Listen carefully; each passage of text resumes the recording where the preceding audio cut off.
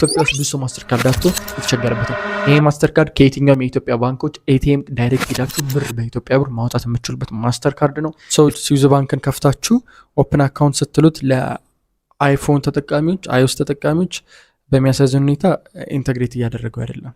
ሌላ ትሪክ ነው ማሳያችሁ። ዳይሬክት ከከፈተላችሁ ዝጋ ይው እንደዚህ ነው የሚለው። ትእዛዝ ብቻ ነው ኢንስትራክሽን ነው የሚያስቀምጠው። ሌላ እንዴት መክፈት እንዳለባችሁና የሚያሳይ ነገር የለም። ዝም ብሎ ወከባ ነው። ምን እናደርጋለን? ይሄን እናጥፋና ሳፋሪ ጋር ገብተን ሰርች እናደርጋለን። ሰርች ስናደርግ አካውንት ኦፕኒንግ ዱካስ ከዛ ሰርች አካውንት ኦፕኒንግ ዱካስ ኮፒክ ባንክ ይላል። እችኛዋን እንከፍታታለን። ለአይፎን ተጠቃሚዎች ለአንድሮይድ ተጠቃሚዎችም ተመሳሳይ ሰርች ብታደርጉት ታገኛላችሁ። ከዛ ይህንን ካያችሁት በኋላ አያችሁታ ኦፕኒንግ አካውንት የሚል ይመጣል። ወደ ታች ስክሮል እያደረግነው ስታርት አፕሊኬሽን የሚል ይመጣል። ስታርት አፕሊኬሽን ጋር ሚስተር እንለዋለን። እዚህ ጋር አሁን ፓስፖርት ወይም ደግሞ ናሽናል አይዲ ይላል። ናሽናል አይዲ አይ ቲንክ አዲሱን ሊቀበል ይችላል። ከዚህ በፊት የድሮዎቹን ግን ላይቀበል ይችላል።